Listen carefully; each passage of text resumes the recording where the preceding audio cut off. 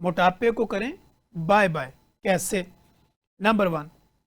दिन की रोशनी में खाना शुरू कीजिए, रात के अंधेरे में खाना बंद कर दीजिए। जी हाँ, आपने सही सुना कि सुबह के टाइम जब आप देखते हैं कि सूरज निकलता है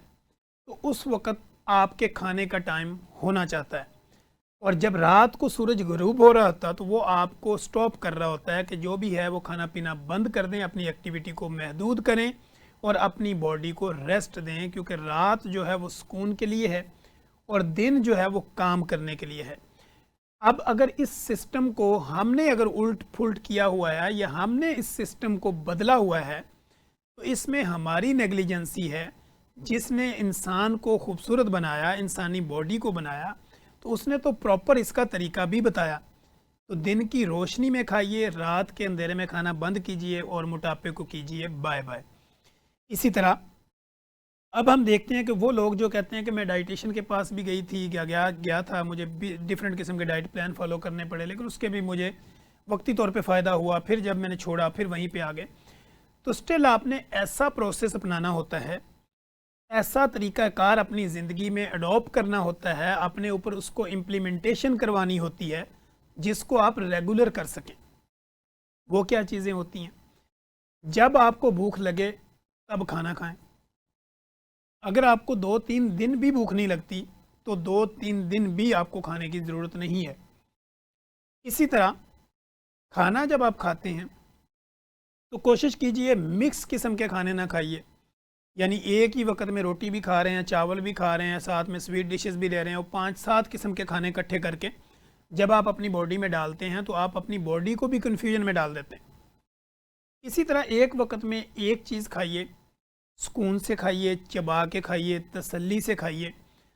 जब आप वो खा चुके फिर लिक्विड चीज़ अगर कोई लेनी है, पानी है जिसमें आपको कोई कोल्ड ड्रिंक अगर आप लेते हैं, कोई इसके अलावा कोई भी आप किसी भी फॉर्म में, वो ग्रीन टी, ब्लैक कॉफ़ी, चाहे कोई भी लेते हैं, तो कोशिश करें या तो खाने से 45 मिनट पहले ले लें या फिर खाना खाने के 45 मिनट बाद में लें। किसी भी लिक्विड चीज़ को खाने के साथ लेने से आपका डाइजेस्टिव सिस्टम स्लो हो जाता है। तो इस तरह जब वो स्लो होगा, आपका मेटाबॉलिज्म सिस्टम स्लो होगा, मेटाबॉलिक सिंड्रोम बढ़ते चले जाएंगे, तो इस तरह आपकी मोटापे की वजूहात जो है वो भी बढ़ती चली जाएगी और मोटापे की काज बनती चली जाएगी। जब आप खाना चबा के खाएंगे, वक्त पर खाएंगे और फिर पानी या लिक्विड चीज़ का इस्तेमाल खाने के 45 मिनट बाद में करेंगे या पहले करेंगे, तो ये भी एक बेहतरीन तरीका है आपके मोटापे को रिवर्स करने का और मोटापे को रोकने का। इसी तरह जैसे हम देखते हैं कि डाइट प्लान के ऊपर जब अमल शुरू होता है उसमें लिखा होता है कि ये आपने सब्जियां खानी है, ग्रीन वेजिटेबल्स खानी है, फ्रूट्स खाने हैं, सैलड खाने हैं, ये डिटॉक्स वाटर लेना, फलां करना है। तो ये कोई भी बंदा अपनी लाइफ में इसको कंटिन्यू नहीं कर सकता। कंटिन्यू अगर वो करेगा, अगर एक लेबर में काम करने वाला बंदा है तो वो कैसे इसको इम्प्लीमेंट करेगा? अगर कोई ऑफिस में है तो उसके लिए भी मुश्किलात हैं, अगर कोई ट्रैवलर है उसके लिए भी बड़े प्रॉब्लम्स हैं कि वो कैसे कैसे चीज़ों को मैनेज करेगा। तो कोशिश ये करें कि हमेशा हर खाने से पहले आप फाइबर का इस्तेमाल करें। फाइबर आपको सप्लीमेंट फॉर्म में भी अवेलेबल होते हैं, लेकिन अगर आप लेना चाहें तो वेजिटेबल और फ्रूट्स की फॉर्म में ये सबसे बेस्ट फॉर्म होती है, जो कि आपको हर जगह पे दुनिया के हर कोने में अवेलेबल होते हैं। खाना खाने से पहले फ्रूट या सैलड इनका इस्तेमाल कीजिए। उसके 30 मिनट्स का गैप दे के जो भी अगर कोई आप खाना चाहते हैं, अगर आप कोई बारबेक्यू कर लेना चाह रहे हैं, आप कोई फ़िश लेना चाह रहे हैं, आप कोई चिकन लेना चाह रहे हैं, मटन लेना चाह रहे हैं, या कोई चावल का कंट्रोल पोर्शन लेना चाह रहे हैं, या कोई रोटी यानी लेना चाह रहे हैं, अगर कंट्रोल 6 इंच की रोटी छोटे साइज़ की अगर वो लेना चाह रहे हैं तो वो आप ले सकते हैं। इससे आपकी बॉडी का वेट नहीं बढ़ेगा, लेकिन आपको ये सारा प्रोसेस अपने डॉक्टर के अंडर सुपरविज़न करना होगा और उससे अपनी बीमारी को समझ के तो फिर आपको ये करना होगा, तो आपको फ़ायदा होगा। अब इसी तरह जैसे मैंने कहा कि 6 इंच की रोटी अगर आप खा रहे हैं तो चावल ना खाएं, जिस दिन चावल खा रहे हैं तो रोटी ना खाएं, इनको मिक्स अप ना करें। फिर 3 टाइम खाना जो आपने अपने ऊपर लागू कर लिया या फ़र्ज़ कर लिया हुआ है कि जी मैंने ब्रेकफास्ट भी करना है,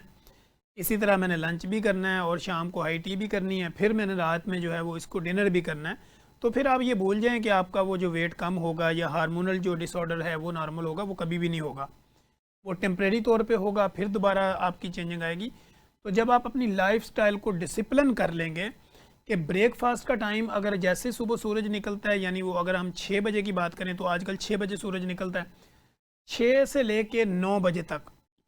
आपका जो ब्रेकफास्ट है वो डन हो जाना चाहिए।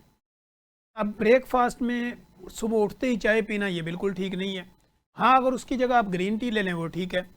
ब्लैक कॉफ़ी ले लें ठीक है, आप पानी में चिया सीड ले लें ठीक है, आप पानी में लेमन डाल के ले लें, ये सारी चीज़ें ठीक है। लेकिन सुबह उठ के चाय पीना, स्टार्टअप जो है ना वो चाय से लेना, ये आपकी बॉडी के चूँकि इंसुलिन ऑलरेडी वहाँ पे रेज़ होती है अर्ली मॉर्निंग में,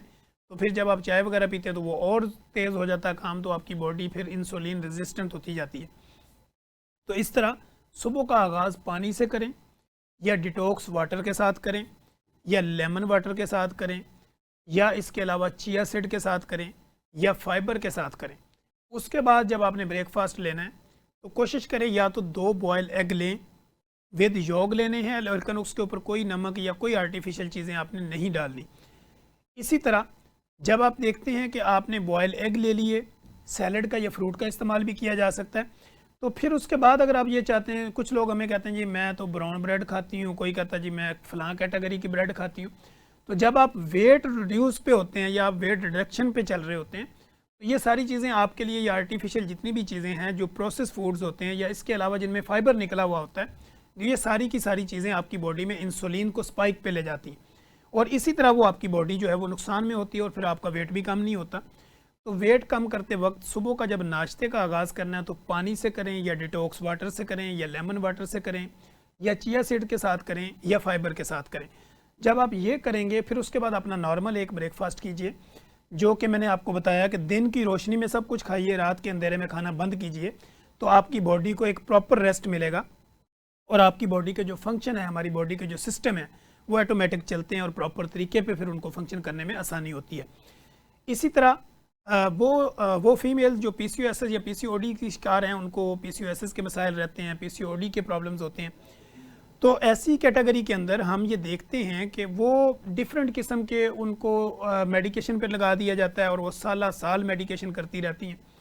फिर भी उनको कंसीव नहीं हो रहा होता और उनके कई मसाइल होते हैं। तो पीसीओएस या पीसीओडी की अगर आपको कोई अलामतें हैं, सिम्टोमेटिकली अगर चेंज है, तो इसमें सबसे पहला काम आपने जो करना है, अपनी डाइट के अंदर से तमाम किस्म की कोल्ड ड्रिंक,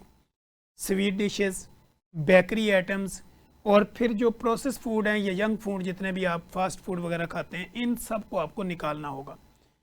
नेचुरल फूड पे आना होगा, जिसमें आप वेजिटेबल्स का इस्तेमाल करेंगे, फ्रूट्स का इस्तेमाल करेंगे, ड्राई फ्रूट्स का इस्तेमाल करेंगे, बॉयल एग का इस्तेमाल करेंगे, चिकन का इस्तेमाल कर सकते हैं, मटन का इस्तेमाल कर सकते हैं, फ़िश का इस्तेमाल कर सकते हैं, योगर्ट का इस्तेमाल कर सकते हैं,